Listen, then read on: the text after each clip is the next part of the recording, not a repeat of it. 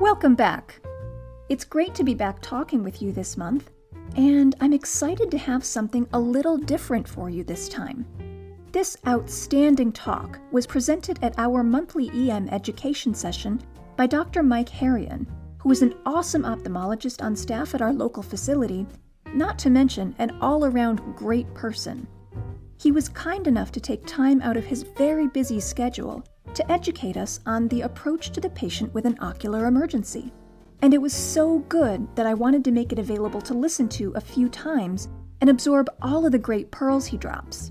This talk was recorded live in a conference room with lousy acoustics, so please excuse the background noise. But the quality of the audio is still pretty decent. But without any further ado, let's get into this outstanding presentation.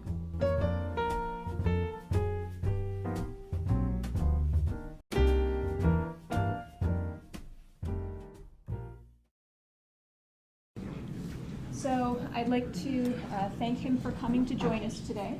And Dr. Herion, go ahead and take it away. Absolutely. All right. Thank you. Thank you. No questions for that guy. All right, good. So I'm happy to be here. I honestly, right out of the gate, I think you guys do a fantastic job. I've been very impressed with the quality of workups here. What I want to do today is try and simplify some things. With regards to treatment in the emergency room, it's different from treatment in our clinic. In the emergency room, we're trying to get people in a holding pattern and stable so we can get them out and solve the problem. And so that's what we're really going to concentrate on. And while I do sometimes go over some definitive treatments, I think our goal here is make it simple, get them stable so we can close the loop, okay? So that being said, we'll get going here. Unfortunately, I have no financial interest in anything I'm going to be talking about today. I wish I did. Okay, so there are a host of injuries that can come through your doors. Trauma, infection, systemic pathology, local pathology. There's a whole gamut here. Corneal abrasion, hyphema, blowout fractures, the list goes on and on. But when you really break these down into the presenting symptoms, the unifying characteristic of all of these is pain and or decrease in vision. So when I have residents that come in and say, I've got a 40-year-old with pain and decrease in vision, I'm like, well, we've really narrowed it down there, haven't we? And so what I really want to concentrate on are those things that will help us take a path or at least initiate a treatment algorithm so that we can start beginning to take care of these patients. So first thing, a little bit of anatomy. I'm not going to go into this too much, but I'm going to hit some high points on anatomy that I think are very important. Right out of the gate, understand that the eye is basically separated into two components. There's an equator that runs right through the eye, anterior segment, posterior segment. And the pathology can be completely isolated to either one of those segments. So for example, you could have a completely normal anterior segment and the posterior segment can be horrendous. Retinal detachment, central retinal artery occlusion. So it's important to understand that there are two components there. And it's important to evaluate each one of those. Second, two things on anatomy. First, understand that all the muscles coalesce at the cone. So any kind of retrobulbar hemorrhage, inflammation of the optic nerve, can induce pain on eye movement, can induce restricted eye movement. Another thing, blunt force trauma is very common in the emergency room. Keep in mind that embryologic suture lines, like your rectus insertions or the limbus, where the cornea meets the sclera, are weak points. These are areas that are prone to rupture. And most of the muscle insertions are about 5.5 millimeters from the limbus, so that can be examined at slit lamp pretty easily. So you can have micro perforations that you can see at those areas. So just keep that in mind. Those are the weak spots on the eye with blunt force trauma. Another one I want to comment on is the optic nerve. We know there's some slack inside of the orbit, so there is some room for the eye to move around. There is some play with the optic nerve. However, when the optic nerve goes through the canal there, or the intracanalicular portion, it's tethered down tightly, and its circulation is through the pupil arteries. And so anytime you have contracture injuries, like you can with the brain, same thing can happen with the eye. When you tug on that area, those vessels can be sheathed, and you can lose circulation, resulting in traumatic optic neuropathy. So these are cases where patients, their posterior segment looks relatively normal, anterior segment looks normal, and you can't figure out why they can't see well.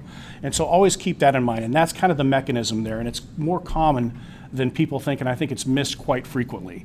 And it's not uncommon to miss it quite frequently because the only way to ascertain damage to the optic nerve is by appreciating atrophy, and that won't happen right away. It can take days for that to happen. So an evaluation within hours, you probably won't even pick it up. But always keep that in mind.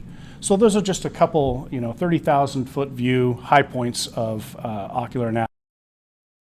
Ocular examination. In our clinic, we do an 8-point exam, period, end of story. Vision, pupils, pressure, visual fields, motility, external slit lamp exam, and dilated fundus exam. That was pounded into my head during residency. I think for ER evaluation, to tackle 90% of the problems that will come through the door, I've highlighted the areas. Vision, pressure, slit lamp. And we're going to expound on the slit lamp. Just out of curiosity, how many people are using the slit lamp in evaluation? Sweet, awesome. How many people are using a 90 diopter lens to evaluate? That's going to change. All right, so that's awesome. The slit lamp, do you realize that won the Nobel Prize for Medicine in 1911? Yeah, it's a great tool, and it's a great tool because it allows you to dissect the eye with light. And we'll get into some tools and tricks on how to do that because I think that'll really help improve your diagnostic acumen. What was DFE? A dilated fundus exam. Do not worry about that one. Although, I am going to recommend that if you want to dilate somebody, go ahead and do it. I'll get to it now. What's wrong with dilating every patient that comes through the door? The answer is nothing. Now, I'll play devil's advocate. The reason you don't want to dilate is why? Right, initiate a closed angle attack. So number one, in my career, do you know how many angles I've closed from dilating? Zero. And what better place to have them if they do close down? Now keep in mind the dilating agents I'll recommend will be phenylephrine and tropicamide. What is the useful duration of those? An hour or two? How long does it take to break a medically induced closed angle that with pressures in the 60s or 70s? It takes a couple hours. So listen, I don't want you worrying about that. If you don't want to dilate somebody, don't dilate somebody, but don't be gun shy because of that. All right? Theoretically, you could just wait for the dilation to wear off and not treat them medically, and there would not be an issue. And we'll get to that in a little bit, but I want to get that right out of the gate because dilating patients, especially with the slit lamp examination, and I'm donating a 90-degree lens, the cause here, because that'll make the posterior pole evaluation a piece of cake.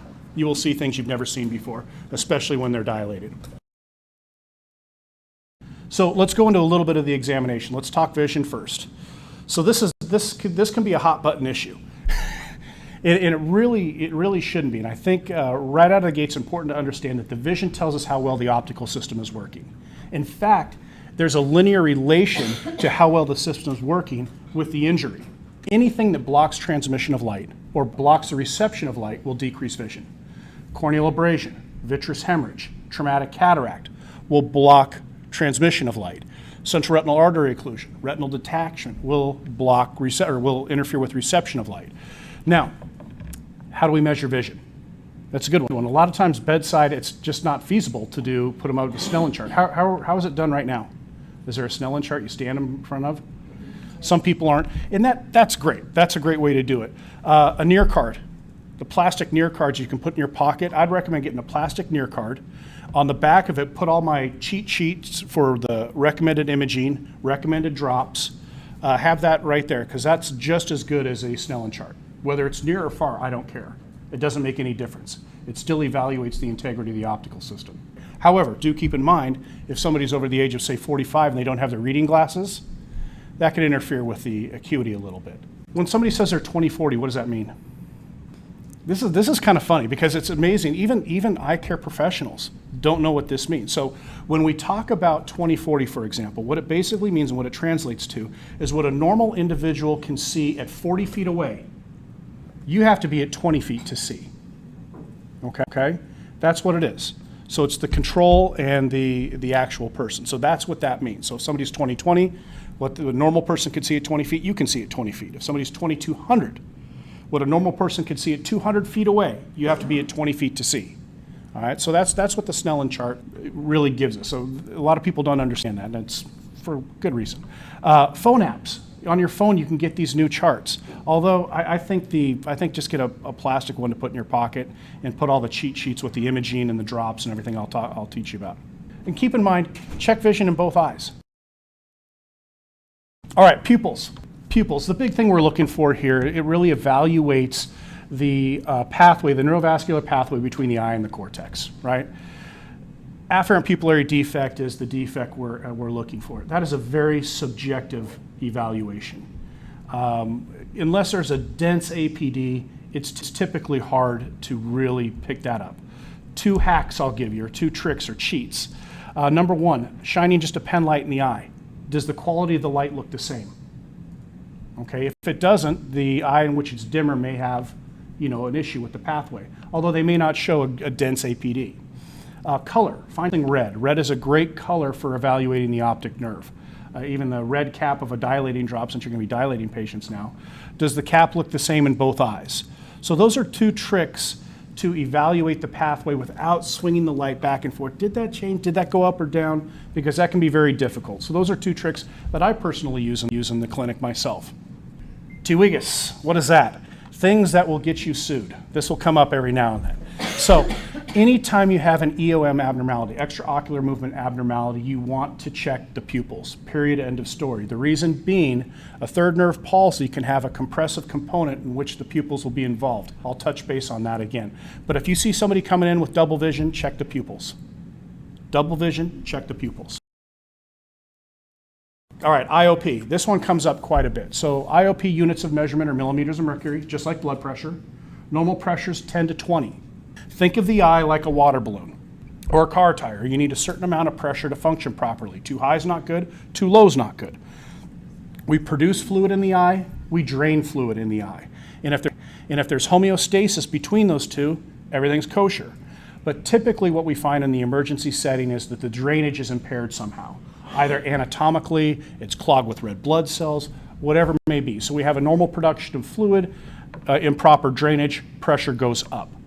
So no matter how we combat this, whether it's medicine, energy-based treatments like laser, or surgery, we're attacking either one of those 2 pathways.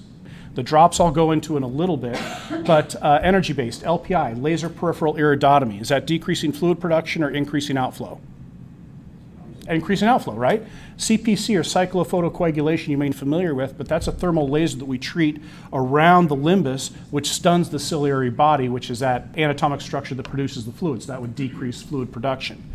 Most surgical interventions will increase outflow, but that's it. We're usually attacking either production or outflow. So when you break glaucoma down, it's pretty simple. And I'm going to give you an algorithm for the treatment of acute glaucoma that I don't think has failed yet to break a patient. Questions on pressure? You guys know how to use the tonal pen? It's that thing in the blue box. Yeah. Tonal pen is a good screening tool. Okay. Typically, once you get out above 35 or below 10, its sensitivity falls. But normally, I don't care about that. I want to look out for those patients that are above 35. So in that case, I think the tonal pen is a great tool. And that's typically what I would recommend using, and that's what I use. Key thing to keep in mind when you are using the tonal pen, you want it perpendicular to the apex of the cornea. You don't want to come at an angle, you don't want to be up on the sclera. So to get better accuracy, better sensitivity, right at the apex of the cornea, perpendicular approach. Question? Do you have any recommendations for very anxious patients or squinting? Yeah, and that makes it tough. Squinting will increase the pressure by about 15 to 20. All right, if you're holding that up and they've got it down and you get one right through there, yeah, you're going to measure about a 50. And then we're like, hey, he's closed. I'm like, no, he's not. So it's a little bit tough. So what I typically recommend is I tell them, I keep your eyes wide open, forget your eye that you're checking, forget your left eye. With your right eye, use your right eye only and look at the end of the room. And usually I hang it in front of them and I don't do anything. I'm like, see? Like, oh, that wasn't bad. They won't feel it if the proparacaine or the tetracaine's in there. So usually I'll do that once. I'll do an air check. Like, oh, that's not bad. And then I'll do it again. Okay, so those are a couple little tricks. But if they're squeezing, it's not going to be accurate. Does it matter if you lay the patient down or have them sit up? Not necessarily, no. In the OR, I'm checking mine with tonal pen in there. Visual field, great tool. Not in the emergency room, though. I mean, for a visual field, when we have a Humphrey visual field, it tells us a lot of information. It tells us, is this retinal? Is this neurologic? Is this optic nerve? It's really not much use. You know, confrontational fields in the ER, I think, is very limited. I have missed huge retinal detachments. I go back and I'm like, God, they see fine there, but there's a detachment. And so I don't put a lot of weight in that. However, Two little things I do want you to remember with visual field. If you've got somebody that has gross defects that respect vertical midline, neuro, insult, end of story. If it respects horizontal midline, then it's usually going to be optic nerve problem. So if you're looking for those vertical, if you see vertical issues or you think so, neuro. Okay, so that would definitely warrant neuroimaging. Motility, I didn't put motility in the big three, but obviously, again, the take-home message there is if you see diplopia, acute diplopia in somebody, double vision, check the pupils. Diplopia, check the pupils. There's many factors that can cause double vision, especially in your ER patient. Allergic chemosis, trauma, stunning of the muscles, bleeding, lid swelling. All of these can affect, and there may not be any problem with the cranial nerves, but they can't move their eyes well. Two settings where it is kind of important. Number one, blowout fracture. And obviously that can affect the timing of repair. That if we have somebody that has restricted motility, almost no motility because of herniation of muscle or orbital tissue, that kind of changes things a little bit. I do not think you need to do forced duction testing where you put, anesthetic in there and move it. I don't think that should be us, but at least you can say, hey, listen, this eye's not moving at all, So double vision, an important thing to remember when we're talking about acute double vision workup. Anytime there's double vision, 4 questions need to be answered.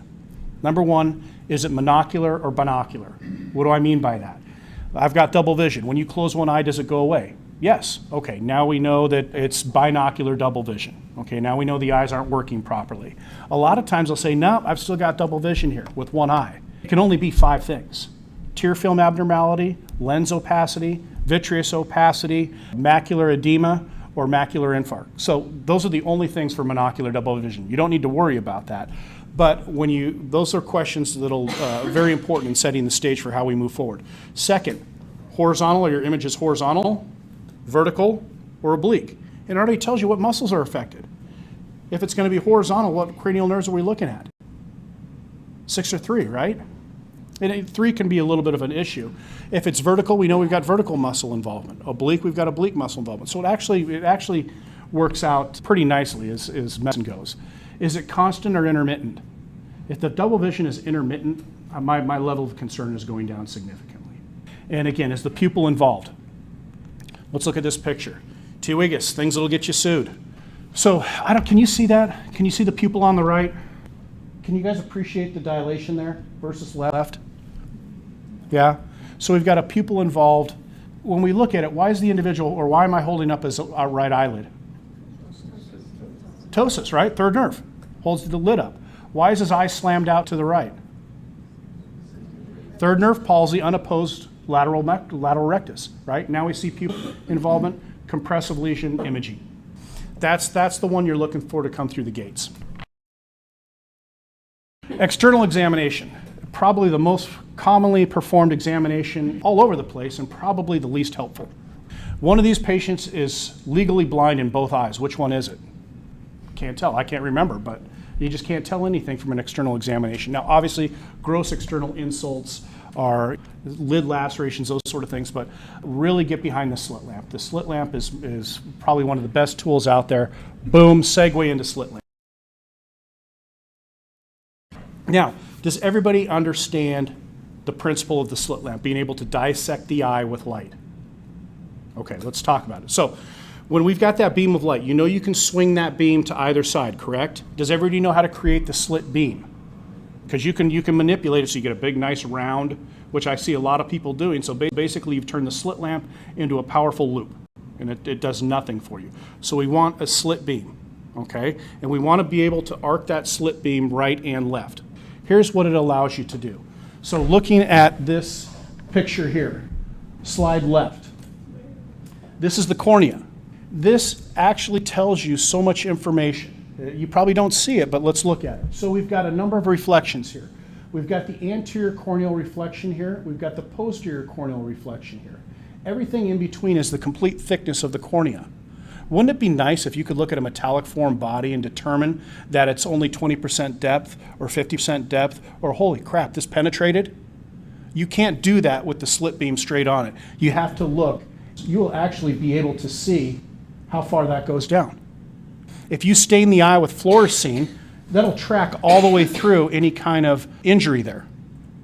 Okay, so it really does give us a lot of information, and it takes the exam to a whole new level. For example, if you see a metallic form body that's touching on the endothelium down here, you may not want to be digging around in there. You may want to say, hey, listen, this is a metallic form body. I didn't even attempt it. It looks pretty deep. It looks about 90% depth.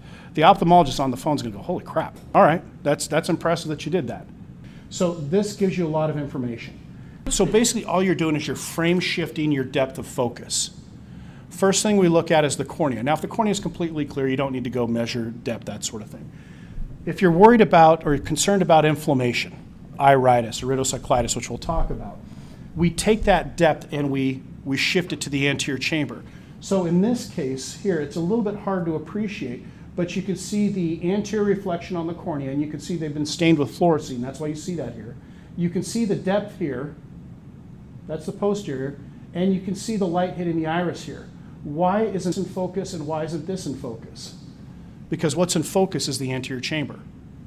So if you're doing your anterior chamber examination correctly, the cornea should not be in focus, nor really should the iris. That will allow you to really hone in on those areas. And the only way to do that is taking that knob and going back and forth. There's iris in focus, there's cornea in focus. Iris, and then, all right, there we go. And then you hit your angle, and then you can count the cells in the anterior chamber. Then you can say, listen, I've got cells in the AC. All right, that's probably one of the most difficult exams, but it's an easy thing to do once you understand how to do it. Get on the cornea, get on the iris, and go vacillate back and forth until you get in there. Questions on that? Awesome. I'm so happy you guys are doing the slit lamp. And when you start dilating patients, I tell you what, you're going to see a lot of great things. So there's also a 78 diopter lens. I think the 90 is fine, and that's what I've got here for you. Just tape it to the slit lamp. That's what it looks like. So when you're doing your exam at the slit lamp, basically what you want to do is get a straight beam. We're not angled at this point. When you're using your 90 diopter lens, we really don't want to do too much of an angle yet. You get a slit beam straight on, all right? Focus that on the anterior aspect of the cornea. Get a sharp focus. Lay your lens right in the middle of, or right in between that, so you have a red reflex. You've got your light straight on, and then just pull that back, and that retina will come right into focus. And you're going to see things you haven't seen before. You're going to be able to evaluate the optic nerve. Your diagnostic potential is going to skyrocket. And it's really going to help things out because you really can evaluate optic nerve and macula. You just can't get that exam with the direct or with the wide Welch Allen. I've used those, and I can't see anything with those. So this is a great tool here. So, and this is kind of what you're going to see right out of the gate. But when you expand that light, if they're dilated, you can open that up. And I'm telling you, you can see all of this. Do you need to dilate a patient when you're using that lens? To start learning with it, the answer is no, you don't. A lot of times in clinic, I won't even use it, especially if the patient has a mid-dilated pupil. You can usually get a pretty good look at the optic nerve and macula, so you do not need to dilate them. But if you've got a reason to dilate somebody and you want to look, the anterior segment looks good, dilate them. So what do we got here? Retinal detachment. You look for that corrugated appearance there. Why is this crisp and clear and that's not? Because it's outside the cone of focus, right? Because the retina's in front and the attached retina's behind the zone of focus. So that's not uncommon to see. This is a patient that's going to come in and say what? God, I saw some flashing lights, I see some floaters, and now I can't see here. It's like a curtain came over my vision. Retinal detachment. Is this a MAC on or MAC off detachment? Off. See that little xanthophyll pigment there? That little yellow, I don't know, can you see that? That means MAC off. Timing on this, a week. And so if this happens on Friday night, or if somebody's on vacation in Hawaii, the horse has left the barn here. And so timing of repair is within a week. MAC on is a little bit different, although current literature may suggest otherwise. This is probably a common one, and we'll get to this in a second, but wet AMD with a bleed, evaluating the macula will be great. This is a patient typically over the age of 50 that'll come in and say, I was doing okay, but now I can't see in here. Periphery's fine, but I can't see right in here, macular degeneration. This is a comparison photo. Slide right is normal optic nerve. Slide left. Say patient says, God, I got up this morning, I can't see anything. Painless. What's diagnosis? Such retinal artery occlusion, right? Typically due to inflammation or embolic event. And you guys are going to be the ones to pick up on the retinal edema. You are going to be able to see the retina looking white like this. In 2 days, that may look normal. So it's nice to be able to evaluate that. We've got a branch retinal artery occlusion. Would this defect respect midline or horizontal midline or vertical midline? Horizontal, right? Retinal problem. Now, central retinal vein occlusion, branch retinal vein occlusion, typically due to high blood pressure. And you'll see this quite a bit. Why is the vision affected in vein occlusions? Because there's leakage in the macula. I'm not going to go into OCT images, but if you did, you'd see the retina thickened and swollen and cystic structures in the macula, which impairs vision. Sometimes they can see pretty well. I mean, this could be a 20/60, 20/70 eye. This one we'll talk about because this is another one, things that'll get you sued. Anytime you have anybody, well, what's going on? You see the optic nerve here? You see the pallor? Anytime you've got inflammation of the optic nerve, especially in anybody probably over the age of 45 or 50, ESR, C-reactive protein, because we're worried about GCA, temporal arteritis. So this is optic nerve inflammation, swelling. Keep in mind, the term papilledema is thrown around way too often. If it's unilateral optic nerve swelling. If it's bilateral, it's papilledema. So papilledema denotes bilateral. All right, other bedside tools. And these are great, and I keep these in my bag here. This is a portable slit lamp, and I think it's $200, and it's great for doing a bedside evaluation. So it's got basically a loop on it, and you can make a slit beam there. And once you get good with it, it's almost as good as a slit lamp. These guys are great. They're disposable, and then you can do bedside evaluation with a little light and the blue light. So you don't have to get them to the slit lamp if you think it's a trauma patient that can't ambulate, that sort of thing. And I think they're 15 or 20 bucks. The Damar retractors for the lid swelling, they're probably a good tool to have in the holster. Also, you can make your own out of paper clips. I've done that before.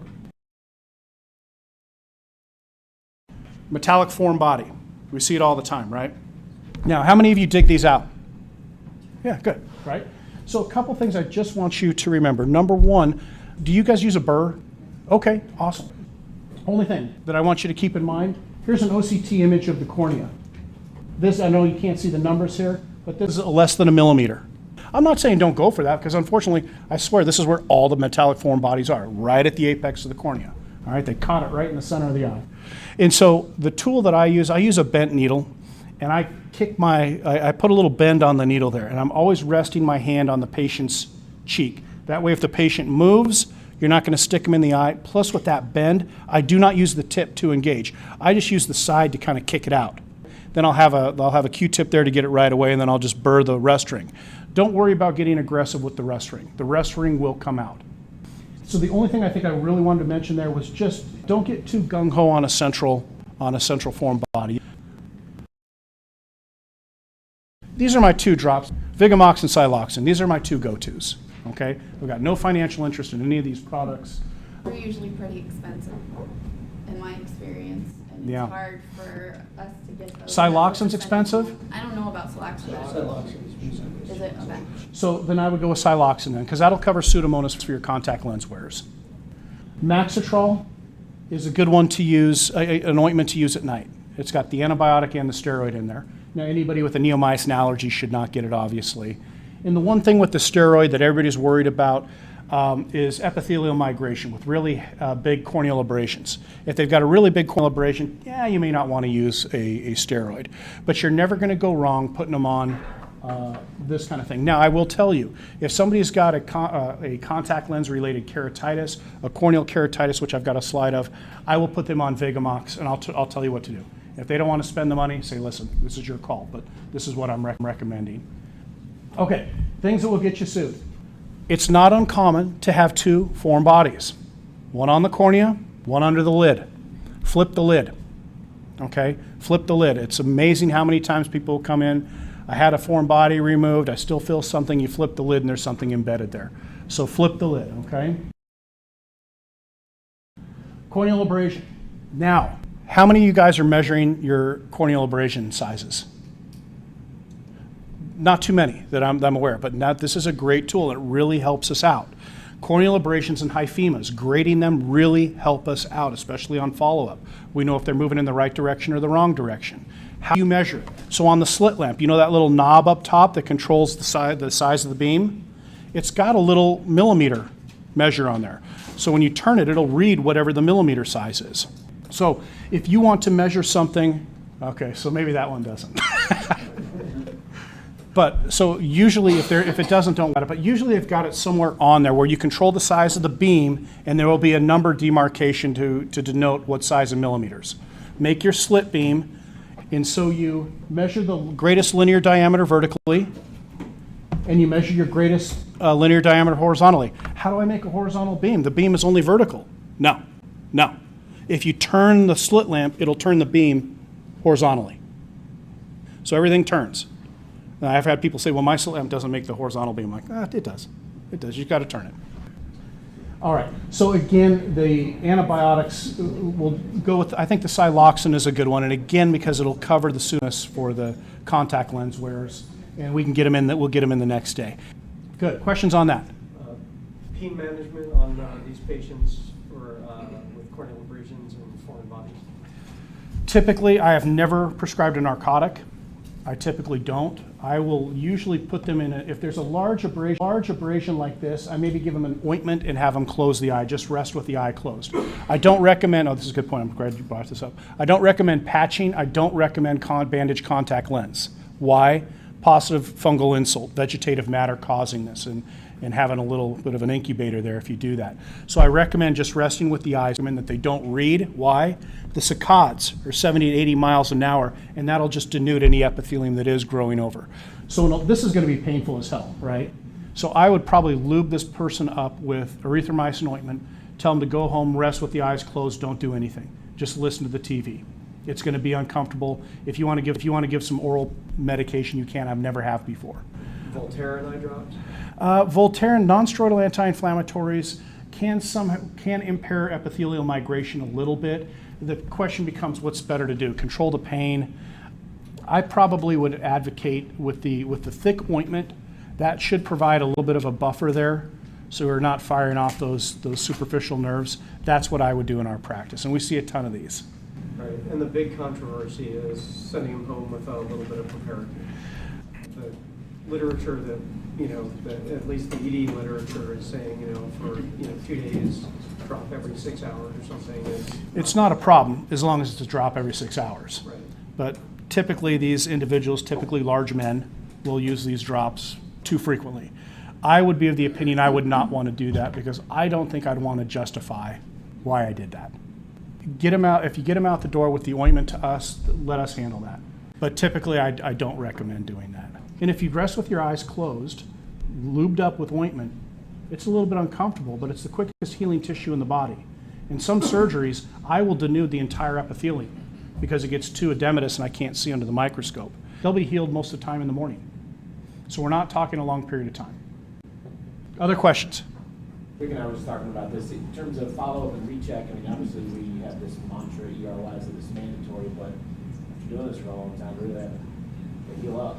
They typically heal up. The reason we follow them is not so much to, number one, to make sure they're healing, which 90% of the time they do, but the 10% is to watch for development of keratitis, bacterial insult, or a fungal insult, or turning into a neurotrophic where it doesn't heal. That's where measuring really helps us out. Typically, if we know that they're moving in the right direction, we're resting easy. If it looks bigger the next day, we're like, okay, episcleritis versus scleritis. I don't know how often you guys see this, but let's just draw a line down the center to look at these. Episcleritis, usually younger individuals, there's no systemic associations with it. It's an inflammatory insult. We treat it with steroids. The steroid I like, my go-to is just Pred Forte, generic's fine, 1%, 4 times a day. There's your steroid. We know our antibiotic right now is siloxane. So there, you've got 50% of ophthalmology covered with those two things. So we're sort of taught to never give steroids in the emergency department for eye issues. Yeah, and I think that would be, a phone call would be fine. Do you mind? Because the risk of a steroid is 5% of the population can have a pressure spike that happens in 2 weeks. There can be impaired epithelial migration and a corneal abrasion. Well, yeah, then we won't use it in that case. But steroids are beautiful. They're fantastic drugs, and for a short course, days to hours, there really is no downside in my opinion at all. Do you worry about overgrowth of fungal infections? I tell them anytime I give somebody a steroid, I said in some cases this can make it worse, And I typically won't do that with somebody that I think is infective. But if it's clearly an inflammatory issue, or even a viral insult, some literature has indicated that the people will respond to steroids. But I tell them, if it gets worse, stop it. But again, we're probably talking a matter of hours before they get to see us, if not a day. So I don't think that steroids would be a problem. I actually think they solve a lot of problems. A short course will not do anything.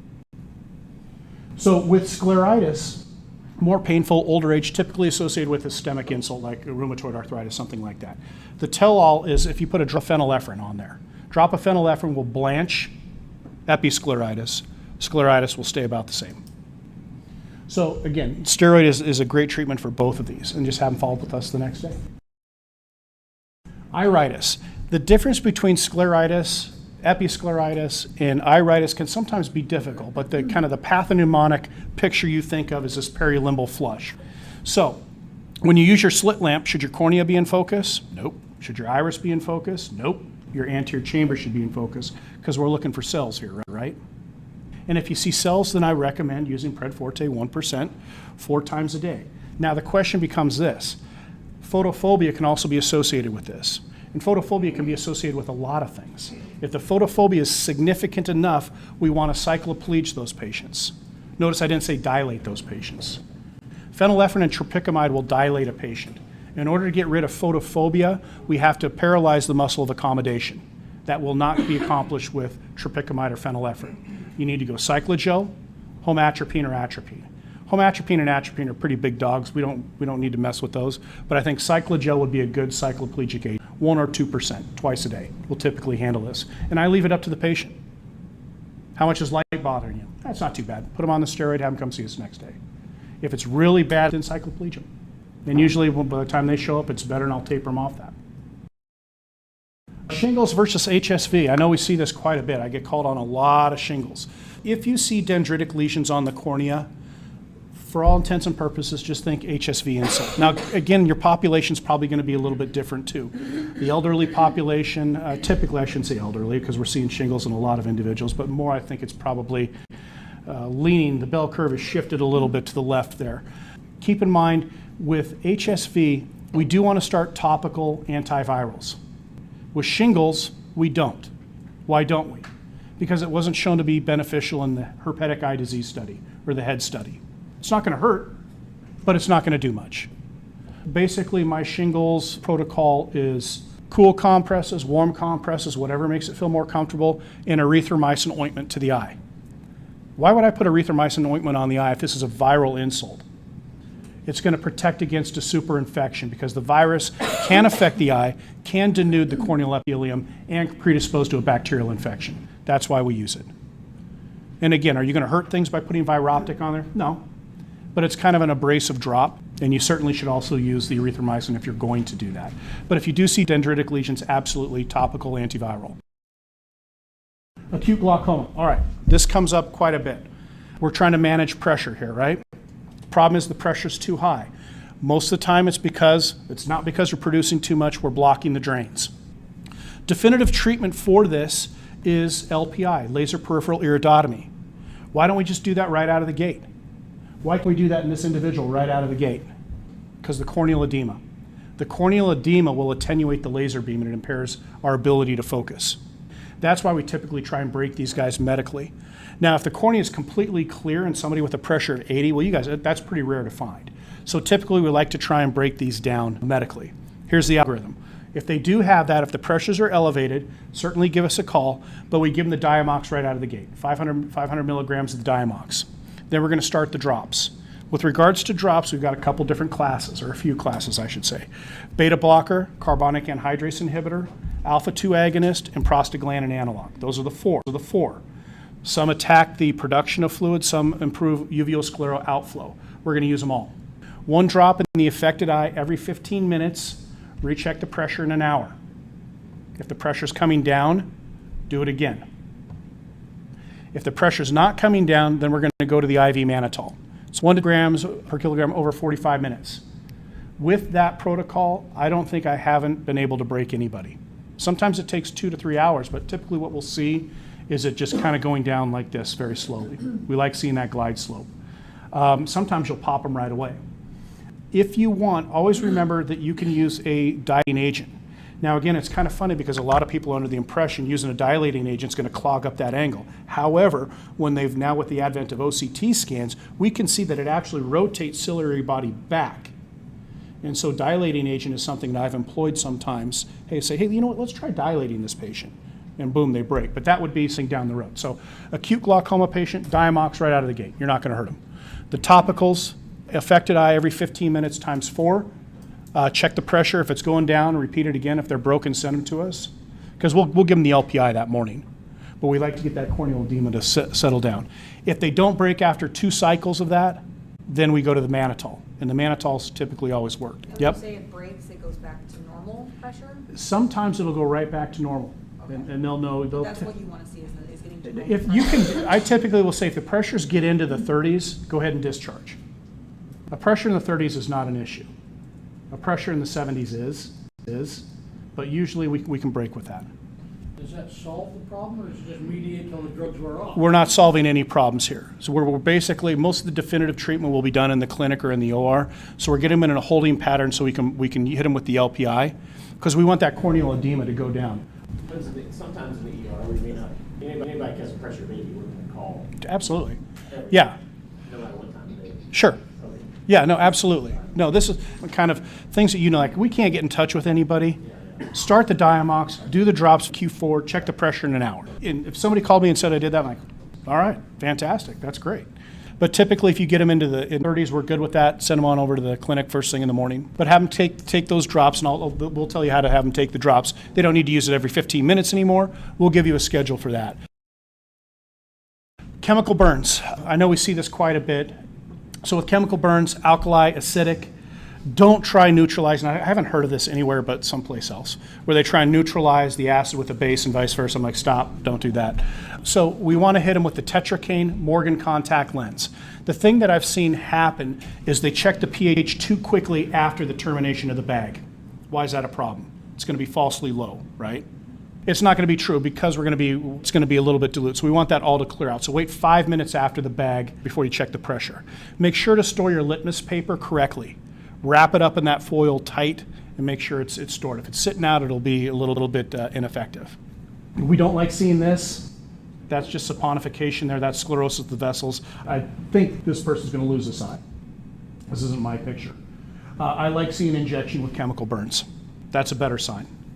So again, tetracaine, Morgan lens, irrigate, wait 5 minutes after the bag, check the pH. If it's not close to the 7 range, hit him again with the bag, repeat. Do you have a preference for LR or normal saline? I don't. I haven't seen enough evidence to go one way or the other, to be honest with you. I think they both work just great. And 1 liter is what Yeah, you typically- correct. And much like CPR, if you're doing it correctly, you're going to break ribs. And it most of the time cause a corneal aberration here. And I'm not worried about that. But know that, and then just put erythromycin ointment before you send them out. Are you okay? I know sometimes as a trick we'll put a little lidocaine in the bag to help offset some of the discomfort with it. No problem at all. I don't have any issues with that at all. At this point, the major issue is getting that pH down. And so if that's going to make the patients a little bit more comfortable to take the bag to get the pH down, go for it. I don't have any problem with that. And Okay. then do you usually send them out with erythromycin? Yes. Okay. Okay. And I wouldn't use Maxitrol. Why? Because of the steroid and periepithelial healing. Because usually they're going to have a pretty good abrasion. CRAO, BRAO. I've kind of touched on this, so I'm not going to spend a bunch of time. The key take-home message is cedrate, C-reactive protein. The question becomes, when those are elevated, do we go to the temporal artery biopsy? And if it's negative on one side, if we really believe it, do we do the other side? We'll make the call on that, but I think if we have that ESR and C-reactive protein, we just don't want to miss temporal arteritis or GCA. CRVO, BRVO, most common cause, high blood pressure. So really tackle the blood pressure issues with that. We're going to worry about getting them taken care of in the clinic with probably anti-VEGF injections. So we'll give them the injections like we would give for the wet macular degeneration, the vascular endothelial growth factors. So these individuals will get injections with either that or steroid every 4 weeks until we settle down that macular edema. And again, the macular edema will be the nidus for the poor vision in these eyes. Vitreous hemorrhage. This painless loss of vision happens quite frequently. If they're diabetic, they're usually A1C is going to be 12, and we have a high suspicion that it's a neovascular bleed.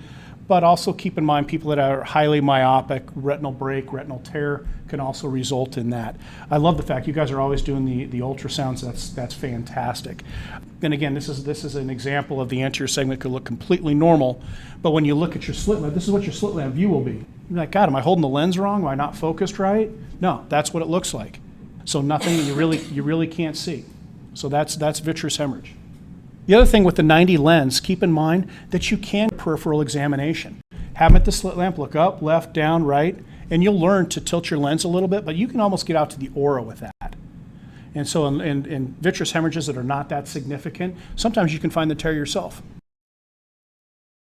Infection. Yeah, we see it all the time, right?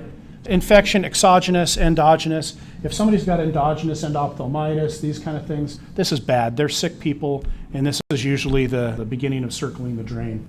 Basically, when we see the herpetic lesions, we know we want to go with the antiviral. For bad infection of the cornea, the antibiotics I would recommend, period end of story, will be Vigamox and tobramycin, every hour alternating, round the clock. That's what my cornea colleagues do, and they're the ones that handle these, and it basically covers everything. So with badass infection, Vigamox, tobramycin, alternating Q1 hour, and then get them to us. I went up to go consult on a patient that had cataract surgery, and I was actually getting consulted for, she had a lateral canthotomy, and they wanted me to come sew it up because she had a retrobulbar bleed during the block before cataract surgery. And I lifted up I'm getting ready to do this, and I lifted up the patch. She's got endophthalmitis. That was just if somebody would have just taken that patch off and looked, they would have said, hey, listen, besides the lateral anatomy, there's a little bit something else going on here. Infection treatment, a lot of things that we have, tools that we have are what are called fortified antibiotics. They're antibiotics that have a higher concentration of the active ingredient. We have them specially made at the pharmacy. But for right here, the biggest guns you can pull out will be the Vigamox and the tobramycin alternating if you think it's bad. We can also give subconj, intravitreal, that sort of thing. That's not going to get done here, but that would be definitive treatment on our end. Even some of the literature has indicated that some of the IV medications, particularly the later generation cephalosporins, have good penetration into the vitreous. Hyphema. Just like corneal abrasion, grade the hyphema. It helps us out a bunch, okay? So again, we typically use, this is a good picture here. This is what I'd call a 25%, 50%, 75%, and 100% are 8 ball. So those are great. I know you guys see these all the time, but head a bit elevated, no significant activity, cycloplegia. So if you were to use atropine in a case like this, I wouldn't care. I would not use tropicamide to dilate. This is where we want to get something heavy in there. And Pred Forte every hour.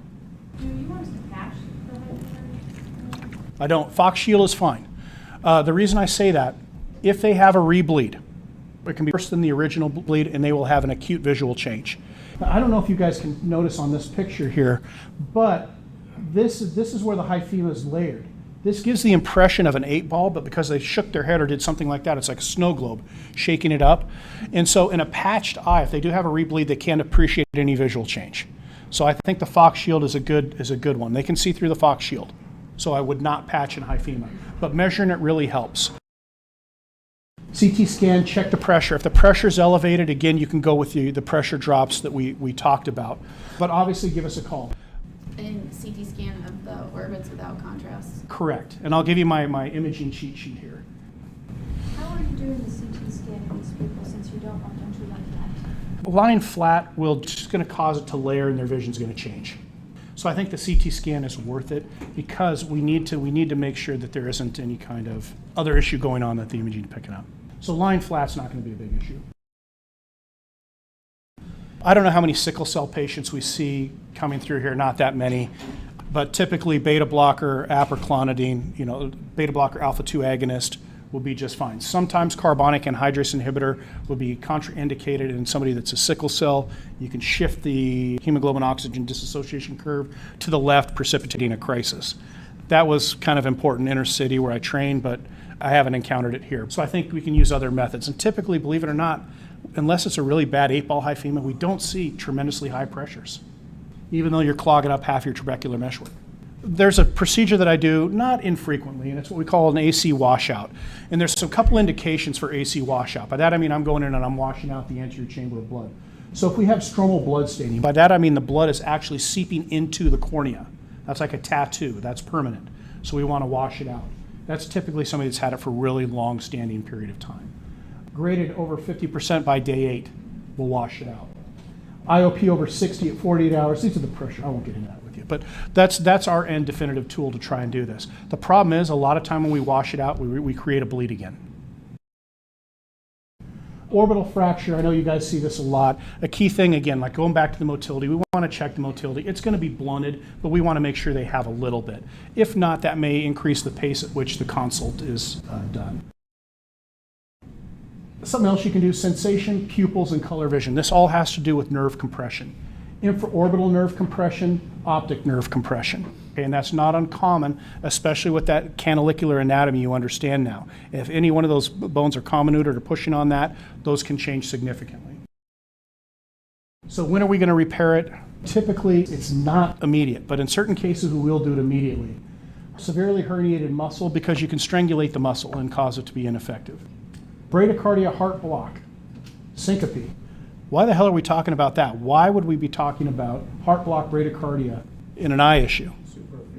Yeah, the oculocardiac reflex, or the Ochsner phenomenon, goes through the ciliary ganglion, trigeminal branch, the ophthalmic nerve vagus. So pressure on the eyes, particularly the muscles, can cause significant problems. Heart block can take bradium down. So if you do see that, that's not uncommon. That's why. That would be an indication for immediate repair. Typically 1 to 2 weeks if you've got double vision and primary gaze. Remember your 4 questions for double vision, and always check the pupils. Double vision, check the pupils. Laceration, I'm not going to spend a lot of time on this. Simple lacerations don't involve any of the ophthalmic apparatus. If we're going to close a laceration, if you're out in the country and you want to do it, the big thing is getting the gray line closed. If you look at the eyelid, the anterior surface of the eyelid with the slit lamp, you can certainly see, or just loops it all, you can see the gray line there. That's your line that you want to bring together. Okay, and typically do that with a silk suture, nothing bigger than a 4-0. And once you get that one together, that's the money shot, if you will. Once that's together, everything else falls into place. Then we bring the tarsal plate together, and then we close the surface. And that's basically it. But getting that gray line together is the best one, and we typically do it with 2 sutures. Anterior aspect of the lid, posterior aspect of the lid margin. So what's the, if you're stuck or whatever, in terms of repairing the splint repair on the side? That's can you do that after we repair the lid and the ER? You can do it after, and a lot of times they won't even do it if the other lacrimal system's intact. Normally, you're not going to go after these complex repairs. This was just, I need to do something. That's under our... Yeah, no, I would. Yeah, I would, yeah. I just got done suturing the canalicular canal back together. I'm going to have them follow up. Wow, that's quite impressive. Very aggressive. Ruptured globe, you guys have all seen this. The key thing that I think is important on blunt force trauma, check the iris. And check those areas, those embryologic origins that I mentioned. The insertions of the rectus muscles and the limbus, where the cornea meets the sclera. You can have blowouts with that. Normally, these individuals will not get sight. Our goal is to basically save the eye. And usually, in my opinion, I'm buying them, if I close the eye, about 2 to 3 months before they have to have it taken out. It's just a hardcore fact. Key thing on ruptured globe. The vitreous is a tissue. It's not a gel. Do not put gauze. I know they can be leaking all over the place. Don't put gauze over the eye than a Fox shield. Just put a Fox shield over the eye. I have more than once pulled out retina when I take the patch off. Retina was probably coming out anyway, but I usually like to do it under the microscope. So, and the reason being is that the vitreous will bind to the gauze, and when you tear it off, it'll come right with it. So it's a tissue. It's not jello. Okay, it literally is a tissue. This is where I come in and start setting expectations with the patient. I'm not going to try and save vision. I want to try and save the eye from a cosmetic standpoint. Sympathetic ophthalmia is something we talk about, where if you have a significantly injured eye, keep in mind that the eye is a privileged area. The immune system's never seen it. When you rupture it, you expose it to antigens the body's never seen. So in some cases, you can create antibodies. And if enough antibodies are created, it can attack the contralateral eye. That's what we call sympathetic ophthalmia.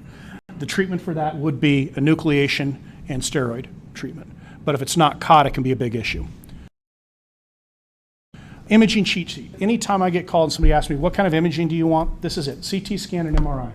So orbits and brain, 1 to 2 millimeter cuts, coronal axial, used with without contrast unless there's a contraindication.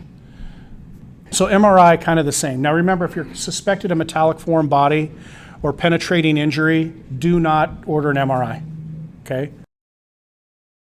All right, here's your cheat sheet. This is a good one to put on the back of your near vision card that you're gonna make. So these are all the big drops. More importantly, it tells you what color cap they are. Patients can't remember what their drops are. Well, I know it's an orange cap. I know it's a blue cap. So there's your cheat sheet on that. Medication go-to, antibiotics, like I said, Big Dogs, Vigamox, Tobramycin. Okay, usually it's TID, but you can do it every hour alternating. If it's a bad infection, that's the route to go. Steroid, Predforte 1% Q2 hours. Dilating drop, Cyclogel 1% or 2%. Not dilating, cycloplegic agent, okay? To dilate, you can use tropicamide and phenylephrine. Photo quiz, real quick. Patient complains of spot in the center of their vision. What is the best question you could ask them to ascertain what this is without doing any examination? I'm sure this comes up quite a bit. How does the spot move? Does it float? Okay, because very commonly the posterior vitreous detachment, PVDs, they float. Does a spot float? And I will do this with the patient. As you look up, it goes up. You look down, it goes down. Like, yes, that's it. The other type is if like, no, it just stays with you. No matter where I look, it's where it's at. This is a PVD. This is what's called the Weiss ring. This is very common for spots in the center of the vision. And again, remember, like I said, it's a tissue. So if you're looking, and I tell patients, it's almost like looking through a piece of saran wrap. If you look through one piece of saran wrap, you can see pretty well. You fold that and look through it, and it gets a little bit more dense. You fold it again and look through it, it gets more dense and harder to see. This can actually block vision to where you're legally blind, 2200 or worse, which means what? What a normal individual could see at 200 feet away, you can see at 20. If the spot moves when they look around? The spot will always move when they look. Float is the key. Does it kind of lag behind? Let's say it doesn't. Then you can have things like macular edema from BRVO, CRVO, diabetes, macular bleed. This is an example of macular edema. Like, no, doc, where I look, that's where the blurry spot is. Periphery's fine, it's just right here. Same thing, macular degeneration, very common. A macular hole. A lot, about 1%, less than 1% of individuals with a PVD can develop a macular hole. And that will cause a scotoma or a blind spot in the center. And if it kind of floats, you're thinking more of like PVD. PVD. Mm-hmm. Posterior vitreous detachment. Okay. Yeah. So 97% of the general public will get PVD at some point in their life. It'll scare the hell out of you when you see it. 1% will have a problem, break or tear of the retina. So that's why we always follow up with these individuals. So if you see this picture here, what do you do? Yep, you got it. So you know why it's edged off here? That's where they rub it. So when you see that kind of picture, flip the lid. You got it. Painless loss of vision. We kind of talked about this. Curtain. Just woke up, it was like this, or literally lights just went out. Vitreous hemorrhage, it just came on slowly, then just kind of took over my vision. But when I don't move for a while, it's fine. But then I move again, it comes right back. This is just a picture of a normal fundus. Anytime that everything is completely clear, you got to think about cortical location of the problem. So imaging, stroke to the occipital lobe, something like that. Papilledema, right? This is where you definitely want to get the neuroimaging. Most common cause we see papilledema would be pseudotumor cerebri, idiopathic intracranial hypertension. I think it's whatever it's called now. But typically you've got somebody who's maybe a little bit morbidly obese, female, just started oral contraceptives, taking some vitamins, not uncommon. But also remember, anytime you have any inflammation, I always get ESRC reactive protein just to make sure we're not missing something weird. All right, thanks. No, I think you guys do a great job. I don't think you realize how much an asset it is that you can talk to us like this. Good. I'm happy to do it. Thank you.